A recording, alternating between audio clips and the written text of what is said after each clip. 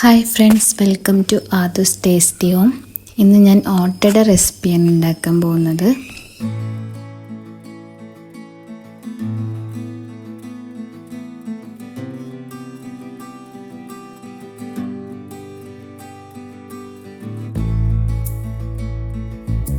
മുട്ടയൊന്നും ചേർക്കാത്ത നല്ല സോഫ്റ്റ് ആയിട്ടുള്ള ഓട്ടടയാണ്.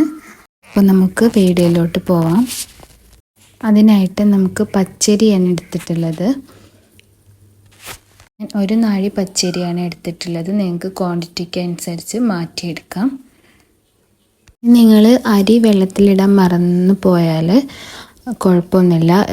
നമുക്ക് 1 മണിക്കൂർ കൊണ്ട് ഇത് സോക്ക് ചെയ്യാൻ വയ്ക്കും. ചൂടുവെള്ളം ഒഴിച്ചിട്ട്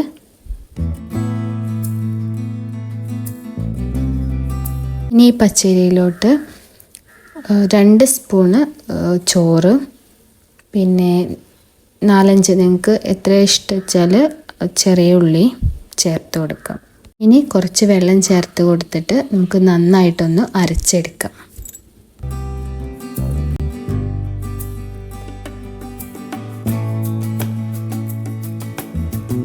അധികം വെള്ളം വേണ്ട, എന്നാൽ അധികം ടൈറ്റ് ആവാൻ വേണ്ട. ഈ ഒരു രൂപത്തിൽ നമുക്ക് ഇത് അരച്ചെടുക്കേണ്ടതാണ്.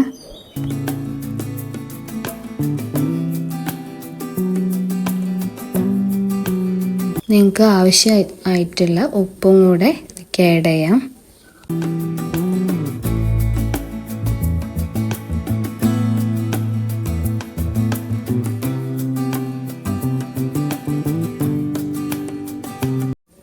ഞാനിത് അടുപ്പത്താട്ടോ ചുട്ടെടുക്കുന്നത്. നിങ്ങൾക്ക് വേണമെങ്കിൽ ഗ്യാസ് സ്റ്റൗവിലും വെക്കാം.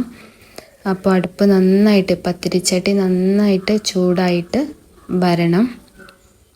എന്നിട്ട് ഈ ബാറ്റർ ഒഴിച്ചു കൊടുക്കാൻ പാടുള്ളൂ. എന്നാൽ ഇത് നന്നായിട്ട് സോഫ്റ്റായിട്ട് കിട്ടുള്ളൂ. എന്നിട്ട് ഇത് അടച്ചു കൊടുക്കാം.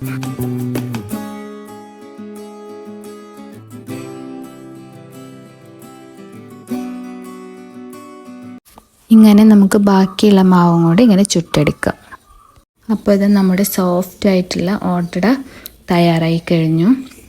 ഇതിൻ്റെ ഒപ്പം തേങ്ങാ ചമ്മന്തിയോ നിങ്ങൾക്ക് ഇഷ്ടമുള്ള കറി കൂട്ടി കഴിക്കാവുന്നതാണ്. അപ്പോൾ എല്ലാവരും മറക്കാതെ ട്രൈ ചെയ്യണം. Thank you.